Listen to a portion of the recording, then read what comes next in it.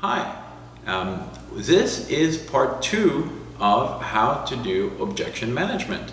In this video, we're going to go over how to handle when a client is working with a different realtor. So the case scenario is very simple. You've already met the client or you've just talked to them and you realize that they're actually working with a different realtor. The first thing we're going to do during this video is to understand why are the 8 clients work with a different realtor. And one of the things that is important to understand is that probably every single client that you will ever meet will work with a different realtor at the same time.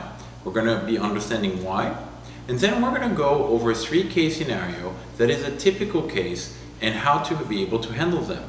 The first part that we're going to see is when the realtor that they're working with is not doing his job properly and he's not attending to the client properly, which is one of the most common scenarios. The second one is when they're not able to find the right property. And the last one, which happens also, is when the realtor is actually part of the family or a very close friend and how to handle the situation. So first and foremost, we need to understand why are they working with several realtors. So from the point of view of the client, and when you sit in their shoes, everybody is a realtor. Particularly in Miami, there is 40,000 realtors. And it's very difficult to understand who is part-time, who is extremely competent, who will be able to find the right property for them. And on top of that, working with several realtors has no negative effect, has no cost to it. So basically, every client is hedging their bets.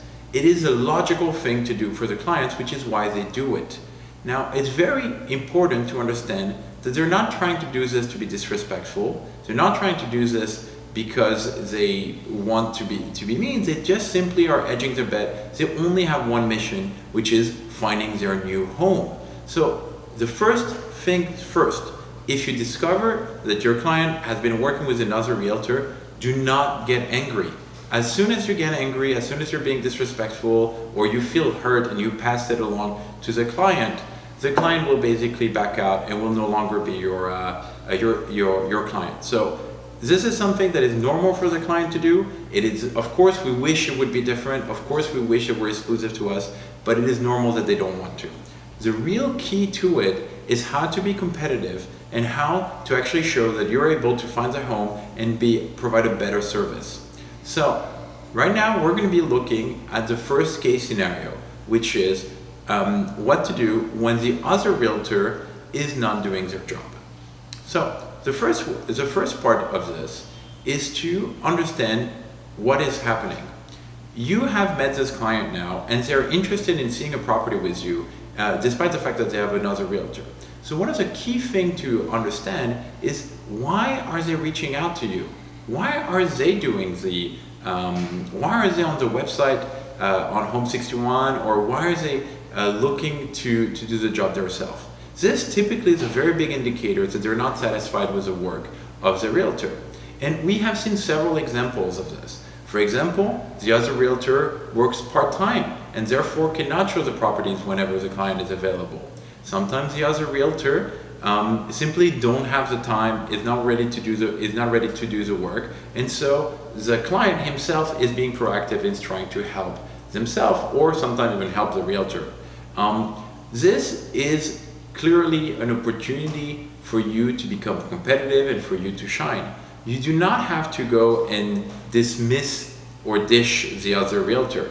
You just simply have to show your differentiator, which is, I am full-time. If you were to be working with somebody, I think you really should work with somebody who's full-time, who knows their job, who will be there for you. By showing, for example, that you're available on short notice is a very big differentiator, that you have a quick turnaround, that you're able to deliver on the promise, and that you're able to be an added value is absolutely key. In our market in South Florida, there is a lot of part-timers. There is a lot of people who have done between 0 and 3 transactions. If you're a professional in real estate, you should have done more than this. And if you're not there yet, but you're working your way there, play to your benefit. If you've done a lot of transaction, let them know.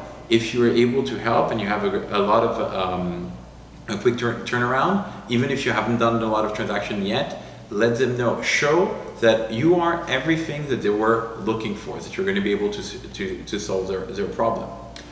The simple key of understanding what your client is looking for and why they're not satisfied with their current realtor is simply by asking, why are they currently doing things by themselves? And you have to be polite, of course, about it. You have to be helpful about it, but they will give you the keys. And whatever they say that if they're dissatisfied, be the opposite. Be the person that's here. Be the person that's helpful.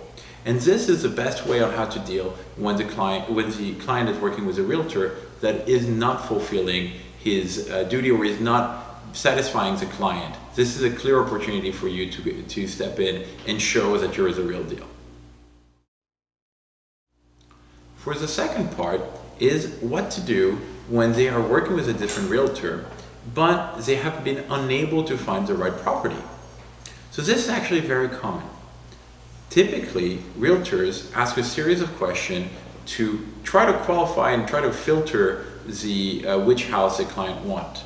However, this has a big flaw because it doesn't really quite understand the purpose of the client.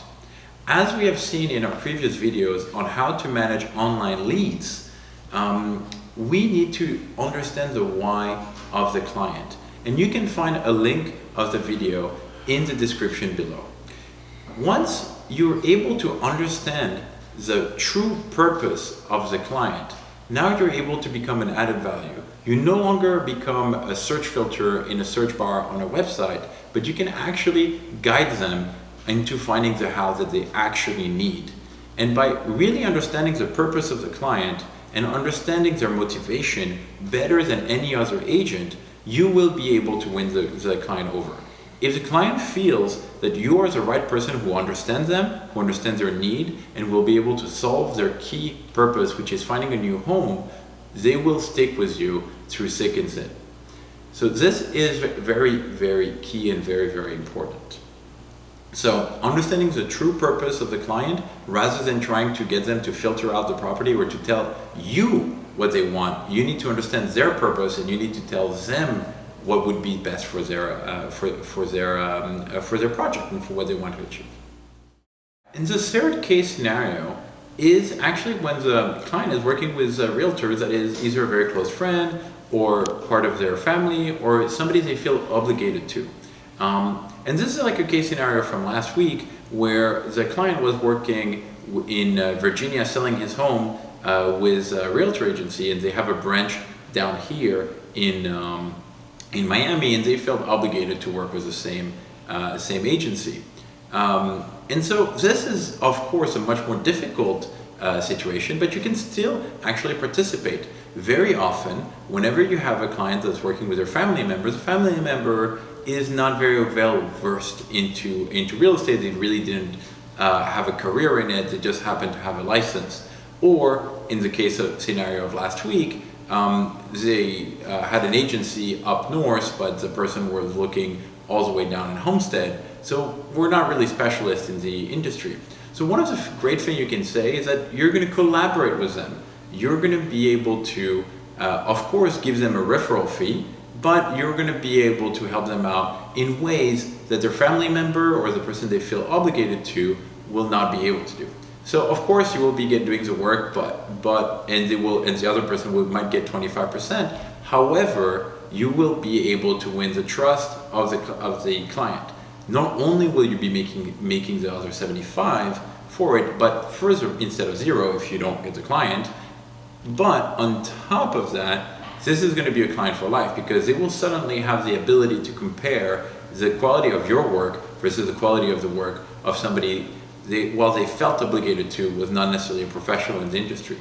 And with those 3 case scenarios, you should now feel more comfortable on how to be competitive and how to work with a client when you discover that they have been working with several realtors. Thank you very much for your time and happy closings.